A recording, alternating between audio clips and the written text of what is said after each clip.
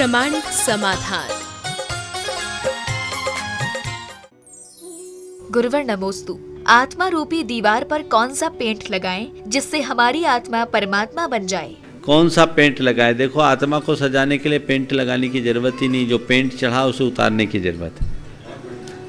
हमने बहुत सारे पेंट लगा रखे हैं कसायों के, दुर्भावों के, उसको घिस घिस के साफ कर दो ना, तो हमारी आत्मा दर्पण की तरह एकदम चमक उठेगी, सारा जगत उसमें प्रतिबिंबित हो उठेगा। आत्मा का अंदर से मंजन करो, साफ करो, पवित्र बनाओ। गुरुवर नमोस्तु। सज्जन और शुभ चिंतक लोग सितारों की तरह होते हैं, जो चमकते तो हमेशा हैं पर दिखाई तभी देते हैं जब अंधेरा होता है। तो ऐसे लोगों को प्रकाशित कैसे करें? यही महापुरुषों की विशेषता होती है कि वे तभी दिखते हैं जब उनकी जरूरत होती है। जो जरूरत पर मिले वो महान होता है। ध्यान से सुनना, जो जरूरत पर साथ दे वो महान होता है, और वो जो केवल अपनी ज़रूरत पूरी करके जाए वो बड़ा क्षुद्र होता है। आज दुनिया में दोनों तरह के लोग होते हैं। अच्छे लोग ज़रूरत पर साथ देते हैं और बुरे लोग हर समय अपनी ज़रूरतें पूरी करने में लगे रहते हैं। हम जब भी हो, भले हम सहयोग छोटा सा भी दें, पर ज़रूरत पर दें, हमारे जीवन की पूर्णता होगी। गुरुवर नमोस्तु। जब हमारे प्रियजन का वियोग हो जाता है तब हम उनकी याद में शोकाकुल रहते हैं, तो सब कुछ जानकर भी हम विषाद क्यों करते हैं और इसका क्या कारण है? नियति को कोई टाल नहीं सकता। काल बलि के आगे बड़े बड़े बलि की भी नहीं चलती, बाहुबली भी हार मान जाते हैं। ये नियोग है।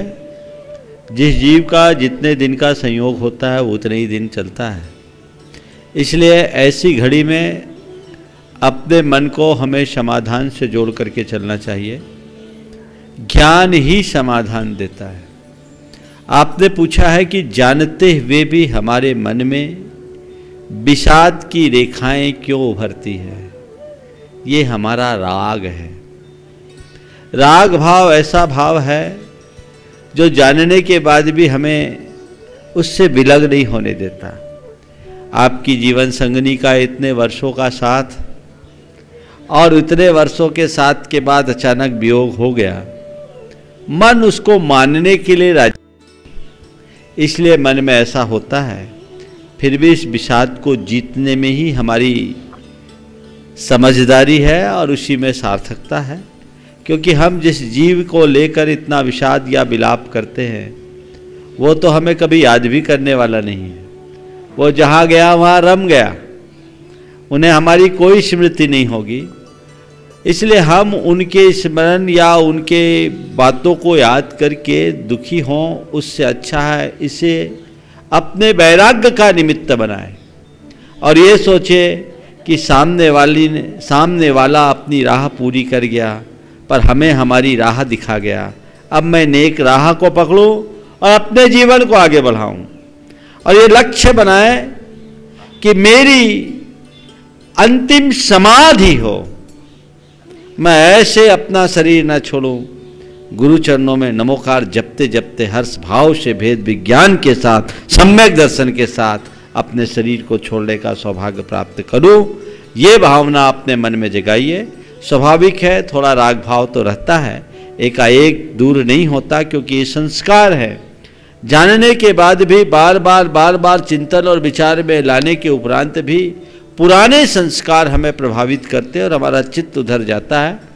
उधर जाने वाले चित्त से आप घबराइए नहीं, अपने ज्ञान से उसे समाधान दीजिए। धीरे धीरे मोड़िए, चित्त मुड़ेगा और जितनी शीघ्रता से चित्त मुड़ेगा आपको उतना ही आनंद आएगा। गुरुवर नमोस्तु। भगवान आदिनाथ को नीलांजना नृत्य से और अंजन चोर को चोरी के निमित्त से अपनी आत्मा के कल्याण का भान हुआ, तो ऐसे निमित्त हमें क्यों नहीं मिलते हैं? निमित्त तो रोज मिलते हैं, उपादान नहीं जगता। देखो, सीधी बात है। आप लोग मूंग होता है ना, मूंग को सिझाते हो, तो मूंग को जब बटलोई में डाल के सिझाते हो तो सीझ जाता है। लेकिन एक मूंग होता है जिसको ठोलडू मूंग बोलते हैं। आपके मेवाड़ में क्या बोलते हैं? ठोलडू ही बोलते हैं ना। कहीं ठोलडू बोलते हैं, कहीं टर्रा मूंग बोलते हैं। वो नहीं सींचता। तो हम क्या बताएं, तुम सब लोग टर्रा मूंग हो। सींचते ही नहीं। निमित्त का सानिध्य हर कदम में है, वैराग्य के कारण क्षण क्षण में है। जब तक तुम्हारी उपादान योग्यता जागृत नहीं होगी, तुम्हारे लिए वैराग्य प्रकट नहीं होगा। आदिनाथ भगवान ने नीलांजना का नृत्य देखा और पूरे सभासद भी देखे, लेकिन वैराग्य केवल एक को हुआ। अपनी होनहार को ठीक करो। मैं तो आजकल के लोगों को बड़ा बलवान मानता हूं, क्योंकि शमशान में भी अब उनके पास वैराग्य नहीं बचा, वहां भी हंसी ठिठोली चलते रहती है। यह बड़ी विचित्रता है। अपनी आत्मा को जगाइए। निमित्त मिलते हैं, लेकिन जब तक हमारा अंतरंग उन निमित्तों से जुड़े नहीं, तब तक जीवन में कोई परिवर्तन घटित नहीं हो सकता। गुरुवर नमोस्तु। कर्म बंध के हिसाब से फल स्वतः ही तय होता है और प्रकृति की क्रिया उसके अनुरूप तय होती है। तो क्या हम प्रकृति को भगवान का दर्जा दे सकते हैं? देखिए, प्रकृति को भगवान का दर्जा, विधाता का दर्जा कोई भी शब्द दे, तो वो प्रकृति हमसे बाहर नहीं है, प्रकृति हमारी अपनी है, इसलिए हम ही हैं।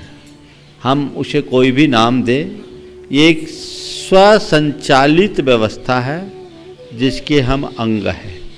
ये बात सदैव सबको स्मरण में रखनी चाहिए कि विश्व की व्यवस्था में हमारा रोल बहुत छोटा सा है, हमारी भूमिका बहुत थोड़ी सी है, और हम उस भूमिका को पहचाने और अपने जीवन को उसी अनुरूप रखें।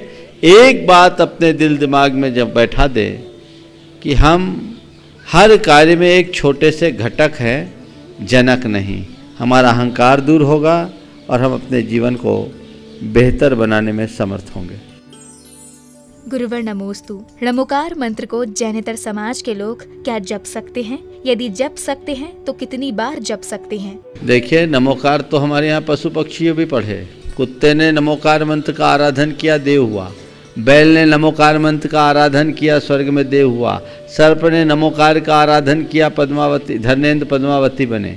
सांप के जोड़े ने किया, नाग नागिन के। तो ये तो फिर आप तो मनुष्य हो। मंत्र किसी जाति, संप्रदाय या पंथ विशेष से बंधा नहीं होता। वो हमारी आस्था से अनुबद्ध अक्षर ब्रह्म है, जो हमें हमारे परमात्मा का आभास कराता है, उनके निकट लाने का हमें निमित्त बनता है। इसलिए नमोकार मंत्र कोई भी पढ़ सकते हैं, आप जाप करिए। बस मैं एक सलाह जरूर दूंगा, नमोकार मंत्र का अचिंत्य लाभ आप लेना चाहें तो नमोकार मंत्र पढ़ते समय जो भी नमोकार मंत्र पढ़े शुद्ध शाकाहारी बने, जीवन बदल जाएगा। मैं ऐसे अनेक मुस्लिम भाई को जानता हूँ जो नमोकार मंत्र की आराधना करते हैं और उनके जीवन में अनेक चमत्कार इस मंत्र की आराधना से घटित हुए। समय अभी नहीं है जो मैं उनकी विस्तृत चर्चा करूं, लेकिन ये जीवन में बदलाव आता है। आप मंत्र को शुद्ध उच्चारण पूर्वक सीखें और उसका विशुद्ध आचरण करें। बस एक सलाह है, इस नमोकार मंत्र का कभी दुरुपयोग मत करना। गुरुवर नमोस्तु। सब लोग कहते हैं कि बच्चे भगवान का रूप होते हैं, तो बच्चे सबको मारते और डांटते क्यों हैं? बहुत अच्छा सवाल किया है। बच्चे भगवान का रूप होते हैं तो सब लोग बच्चे को मारते और डांटते क्यों? एक्चुअल में बच्चे भगवान का रूप होते हैं, लेकिन बच्चे जब बड़ों को देख देख कर शैतानी करने लगते हैं ना, तो फिर लोग उनकी मारपीट करने लगते हैं। अगर बच्चे अच्छे हों तो कोई माँ बाप बच्चों को नहीं मारेंगे, समझ गए? इसलिए अच्छा काम करो, जिद मत करो, गंदे काम मत करो। गुरुवर नमोस्तु। लोग कर्मों को जानते हैं, इसलिए कुकर्मों को दूर करने के लिए गंगा में नहाते हैं, और पाप शरीर ही नहीं करता अपितु विचार भी करता है। तो हम इन विचारों को शुद्ध कैसे रखें? कि लोग कर्मों को जानते इसलिए गंगा नहाते हैं अपने कुकर्मों को दूर करने के लिए, लेकिन साथ में कही बात कि पाप केवल शरीर नहीं करता, विचार भी करते हैं। गंगा हमारे शरीर को तो धो देती है, हमारे विचारों को कैसे धोए और विचारों से उपार्जित कर्म से हम कैसे बचे, बहुत महत्वपूर्ण बात है। विचारों को हम कैसे धोएं, ये बड़ा गंभीर सवाल हर व्यक्ति को सोचना चाहिए। ध्यान रखना, गंगा में स्नान करने से विचारों की शुद्धि नहीं होगी, पर सत्संग की गंगा में डुबकी लगाओगे तो तुम्हारे विचारों की शुद्धि जरूर होगी। सत्संग, सज्जनों का, संत पुरुषों का समागम विचार शुद्धि का सर्वश्रेष्ठ माध्यम है। उनके संपर्क सानिध्य में रहने से, उनसे प्रेरणा पाने से न केवल हमारे विचार बदलते हैं, अपितु विचार परिष्कृत भी होते हैं। परिवर्तित और परिष्कृत दोनों होते हैं, उसमें शुद्धि होती है। तो हम पहला काम विचारों के प्रक्षालन के लिए, शोधन के लिए सत्संग करें। दूसरा काम स्वाध्याय करें। तीसरा काम स्वात्मचिंतन करें। आत्मचिंतन, नियमित आत्मचिंतन करने से हमें ये पता लगेगा कि हम कहाँ गलत हैं, कहाँ सही हैं। अपना अंतर विश्लेषण करके अगर हम देखेंगे तो हमारे विचारों में शुद्धि अपने आप होगी। तो जो भी हमारी धार्मिक क्रियाएं हैं उन सब का मूल प्रयोजन अपने विचारों की शुद्धि का ही होना चाहिए। गुरुवर नमोस्तु। उम्र में चाहे कोई भी बड़ा हो या छोटा हो, लेकिन बड़ा वही होता है जिसके मन में स्नेह प्रेम के साथ जीव दया के भाव हो। तो हम अपने मन में जीवों के प्रति दया कैसे बढ़ाएं? बहुत अच्छी बात है। स्नेह, दया और प्रेम भाव जीवों के प्रति कैसे हो? बड़ा सरल सा उपाय। जैसे हम अपने प्राणों को प्राण समझते हैं, वैसे ही अन्य प्राणियों के प्राण को प्राण समझना शुरू कर दें। जैसे हम अपने प्रति सावधान होते हैं, औरों के प्रति भी उतने ही सावधान होने लगे। हमारी संवेदना स्व से सर्वतक व्यापी बनने लगे तो हमारे अंदर स्वाभाविक तौर पर स्नेह, प्रेम और दया जैसे भाव अभिव्यक्त होंगे और वो हमारे जीवन की उन्नति में सहायक होंगे। गुरुवर नमोस्तु। जब हम छोटे थे तब दुनिया कहती याद रखना सीखो। अब हम बड़े हो गए हैं तो दुनिया कहती है भूलना सीखो। तो हमें क्या करना चाहिए? छोटे थे तो दुनिया कहती थी याद करना सीखो, अब बातें याद हो गई तो लोग कहते हैं भूलना सीखें। क्या भूलूं, क्या याद करूं? हमारे गुरुदेव की एक कविता है, क्या भूलूं, क्या याद करूं। पंक्तियां तो मुझे याद नहीं है, पर तुम्हारे सवाल के उत्तर में एक बात जरूर कहूँगा। जितनी भी कड़वी स्मृतियां हैं उनको भुला दो और जितनी मीठी स्मृतियां उन सबको याद करो, जीवन धन्य हो जाए। गुरुवर नमोस्तु। आजकल लोग खुद को बड़ा दिखाने, अपनी बात को दूसरों पर थोपने में जैसी अनेक बुराइयां में लिप्त हैं। तो हमें इन बातों को कैसे सुधारना चाहिए? देखिए, बात ऐसी है, अगर किसी मनोविज्ञान के ज्ञाता से बात करें तो वो एक शब्द का प्रयोग करते हैं, इन्फीरियरिटी कॉम्प्लेक्स। और जब हम अपने आप को कहीं इन्फीरियर फील करते हैं तो उसको कवर करने के लिए हम अपनी सुपीरियरिटी को प्रकट करना शुरू करते हैं। ये एक प्रकार की ग्रंथि है, कॉम्प्लेक्स है। जो व्यक्ति हीन भाव से ग्रसित होता है वही दूसरों से अपने आप को बेहतर साबित करने की कोशिश करता है। जो व्यक्ति अपने आप में अपने आप को परिपूर्ण समझता है वो कभी किसी से किसी की कंपेयर नहीं करता। कंपैरिजन कहीं ना कहीं हमें कमतर होने का एक प्रमाण बनता है। तो जो भारत में आपने कहा कि बहुत सारे लोग इस तरह की स्थितियां देखते हैं, तो समझिए वे सब लोग कोई ना कोई मानसिक ग्रंथि से ग्रसित हैं। ऐसा होना नहीं चाहिए, लेकिन मैं समझता हूँ कि ये अनुभव पूर्ण नहीं है, अधूरा अनुभव। भारत में आपको ऐसे लोग भी बहुत आयत मिले होंगे जिन्हें और किसी से मतलब ही नहीं है, अपने में ही रमे हुए हैं। काश उनसे संपर्क होता और वो उनकी मस्ती को देखते तो समझते कि ये मस्ती यदि दुनिया में कहीं है तो भारत में ही है और कहीं नहीं, तो तुम्हारी छाती और चौड़ी हो जाती है। अमेरिका जैसे देशों में ये सब चीज़ें नहीं है, क्योंकि लोग अपने काम से काम रखते हैं। आज भी जो प्रोफेशनल ज़िंदगी जीते हैं उनके पास फुर्सत ही नहीं इन सब बातों के लिए, सब अपनी दुनिया में मगन होते हैं। हमें भी चाहिए कि हम अपने काम से काम रखें, व्यर्थ की बातों में अपने आप को न उलझाएं। गुरुवर नमोस्तु। श्री समेत शिखर जी में सभी भगवान अलग अलग क्यों विराजमान हैं? क्या आजकल की तरह उस समय भी प्रतिस्पर्धा थी? मैं जब शिखर जी था तो एक दिन एक सवाल मेरे पास आया जो तुम्हारे सवाल से मिलता जुलता है। वो सवाल आज भी मुझे याद है।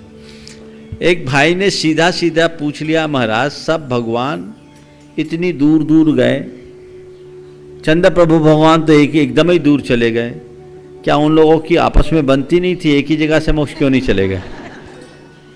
आपस में नहीं बनती थी, एक ही जगह से क्यों नहीं चले गए? हम बोले नहीं, इसके पीछे की एक वजह है। भगवान तो कहीं से भी मोक्ष जा सकते थे, एक ही जगह से जा सकते थे, और फिर तुम कहते एक ही जगह से भी चले जाते तो कहते कि फिर ऊपर खाए गए नीचे चले जाते महावीर भगवान और वासुपूज्य भगवान की तरह। लेकिन मैं समझता हूं हमारे तीर्थंकर भगवंतों ने अलग अलग स्थान को चुना है तो उसमें हम लोगों की भलाई है, हमारी भलाई है, वो हमारे हित के लिए है। हालांकि भगवान ने ऐसा बुद्धिपूर्वक नहीं किया, तीर्थंकरों की कोई भी प्रवृत्ति इच्छा पूर्वक नहीं होती, सहज नियोग से होती है, लेकिन इसमें हमारी भलाई है। क्यों भलाई है? अगर भगवान एक जगह होते तो बस हम एक ही मंदिर में जाते और जैसे तैसे पूजा पाठ करके चले आते, हमारे लिए उतना पुण्योपार्जन नहीं होता। इतनी बड़ी वंदना होती है 9 किलोमीटर की, 9 चढ़ना, 9 की वंदना और 9 उतरना, 27 किलोमीटर की यात्रा करते हैं और अंदर से उत्साह बना रहता है। तो उस उत्साह में जो हमारी तपस्या होती है, उससे जो पुण्य लाभ होता है और पाप झड़ता है, वो हमें नहीं मिलता यदि भगवान एक ही जगह रहते तो। इसलिए अच्छा है भगवान दूर दूर गए, और अच्छा होता कि 24 तीर्थंकर 24 जगह होते तो हमें 24 सिद्ध क्षेत्र और मिल जाते, एक ही जगह हमें 20 मिलते हैं। ये ठीक है, तो जो जैसा हुआ वो अच्छा है, क्योंकि हमें जितने अच्छे अवसर मिलेंगे हमारा धर्म ध्यान उतना अधिक होगा। गुरुवर नमोस्तु। कर्मों के उदय से जब इंसान के जीवन में सब कुछ विपरीत घट रहा हो तो हम क्या सोचें और क्या करें? ऐसी विपरीत स्थिति में कर्म सिद्धांत का चिंतन कैसे करें? विपत्ति में सदैव धैर्य धारण करना चाहिए और अभ्युदय में क्षमामान बनना चाहिए। आपने पूछा जब परिस्थितियां विपरीत हो तो कर्म सिद्धांत का चिंतन कैसे करें? अंजना जैसी परिस्थिति तो आज शायद ही किसी को आई होगी, सीता जैसी परिस्थितियां तो आज शायद ही किसी को आई होगी, श्री कृष्ण राम जैसे लोगों के जीवन की परिस्थितियां तो आज शायद ही किसी को आती है, भगवान महावीर के जीवन में आई हुई विषमता तो आज शायद ही किसी को आती है। जिस तरीके से उन विषम परिस्थितियों में उन्होंने अपने ज्ञान से कर्म सिद्धांत का श्रद्धान करके अपने क्षमता को टिकाया, हमें उनके आख्यानों को याद करना चाहिए और सोचना चाहिए जब उनके जीवन में आई इतनी बड़ी विपत्ति को उन्होंने मुस्कुराते हुए सह लिया तो मुझे भी सह लेना चाहिए, क्योंकि मैं रो के सहूँ या हंस के सहूँ, सहना तो मुझे पड़ेगा ही पड़ेगा, उससे बचा नहीं जा सकता। इसलिए क्यों ना हो मैं समता से सहूँ, पुराने कर्म के भार से मुक्त होने का इससे अच्छा माध्यम नहीं। गुरुवर नमोस्तु। साधना और उपासना में क्या अंतर है? इसका तात्पर्य क्या है? ये भी एक प्रकार की उपासना है। जहाँ प्रवृत्ति है वहाँ उपासना है और जहाँ निर्वृत्ति है वहाँ साधना है।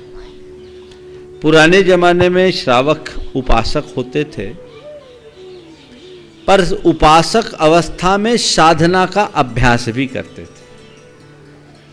तो सेठ सुदर्शन जैसे अनेक श्रावक, आज भी कुछ श्रावक ऐसे हैं जो अष्टमी चतुर्दशी को एकांत निर्जन स्थान में उपवास पूर्वक साधना करते हैं, एकांत में रहते हैं। साधना नहीं, साधना का अभ्यास है। जब तक निर्वृत्ति को स्वीकार नहीं किया जाए तब तक उसे साधना कहना उचित नहीं।